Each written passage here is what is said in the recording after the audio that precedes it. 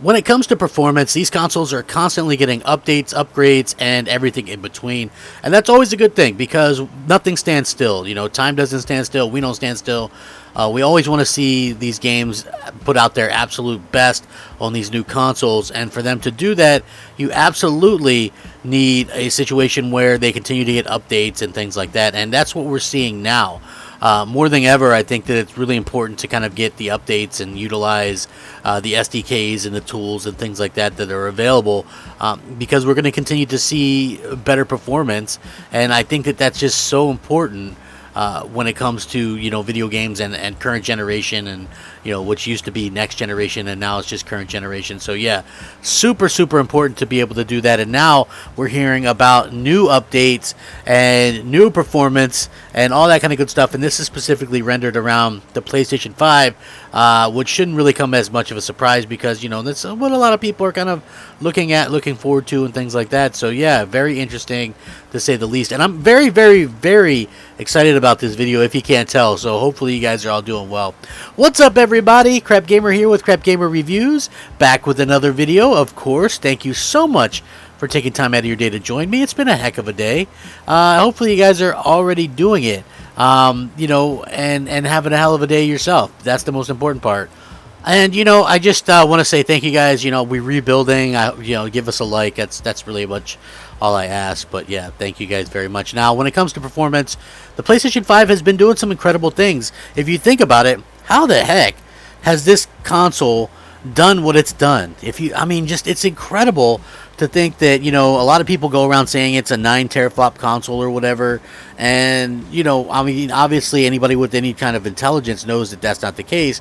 But it's very interesting just to see people kind of downplay what the console can do. And then at the end of the day, the console is able to do so much more. It's really kind of punched above its weight. It's really done such a fantastic job of delivering on some great games and great content, which I think is fantastic in and of itself. And I know you guys probably think that too. I mean, we're all looking forward to Ratchet and Clank and, you know, that kind of stuff. And I think that that's incredible. It looks incredible. You know, Returnal was really good.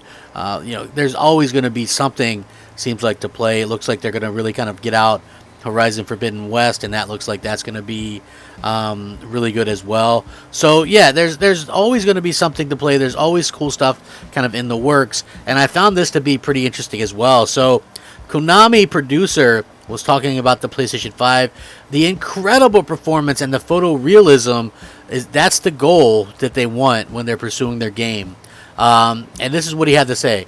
I think it's important to be able to experience the excitement and sense of accomplishment that in the game. Not to mention being able to play games in photorealism. The performance on PS5 is incredible. And while benefiting from it, we have faced many challenges and feel that we are steadily approaching the next step. However, no matter how good the performance is, there are various things that we need to change. I think there is an extremely difficult road to reach the next level of photorealism. This is because photorealism that we aim for is exactly the reproduction of the real world itself. This includes atmosphere of the stadiums and enthusiastic supporters, the players, passionate facial expressions, the texture of the skin and hair, and detailed movement of their muscles and sweat, even the seams of the uniform. In my opinion, it's about recreating the world itself. The general definition would be reproducing a live-action expression. However, that alone can lead to an inorganic and imperfect world. We believe that photorealism will be completed by adding various elements to impress users. Users know what the players look like, they've seen the enthusiastic supporters, and they've felt the atmosphere of the stadium. Therefore, the virtual deception is much harder. However, this is the exact reason why we feel the challenge is in the field is worth it. So obviously, as you guys might know, this is for Konami's PES Soccer. They've actually chosen to switch the engine for the new one to Epic's Unreal. In the interview, they pointed out to a few examples of how Unreal has helped the development process as well. One specific example is that with Unreal Engine, designers can take on various tasks without programmers' help by using Blueprint.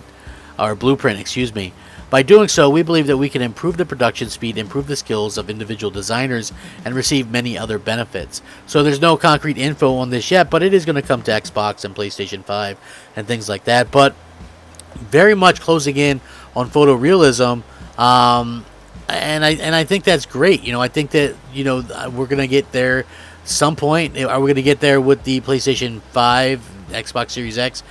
Probably not, at least not with them, still propping up last gen hardware and stuff like that. But at the end of the day, I feel like both Microsoft and Sony are in a pretty good spot with very powerful consoles that are probably going to last a long time. If you think about it, I mean, I don't foresee mid-gen refreshes. I foresee maybe slims, but I don't foresee mid-gen refreshes or anything like that this time around. And I just really expect these consoles to kind of last a long time. A lot of it due to the pandemic and things like that, so a lot of games get delayed. There's just no rush, in my opinion, to get something out there to really take advantage of that. So, I think that it's going to be a generation that lasts quite a bit longer than what people are kind of used to, and that's an exciting prospect to say the least. Sony, on the other hand, their developers really push what I would consider the boundaries of gaming, and that's really good for them. I think that they've been able to they've been able to really kind of nail it. I mean, if you look at Ratchet & Clank Rift Apart, that game looks absolutely stunning.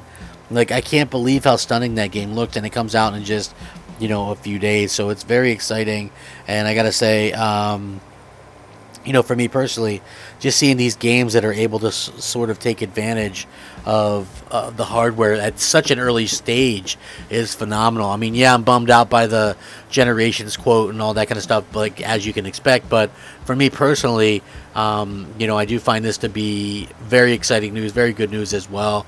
And hopefully you guys are finding it to be exciting news too, because at the end of the day, gamers, we're the ones that get paid off the most by having great games and games that really take advantage of the hardware and the hardware set and the features. So even though a game like Horizon Forbidden West might be an exclusive that's going to be cross-gen, it's still a situation where it can look absolutely top-notch on the PS5, because first of all, it's not a multiplayer game.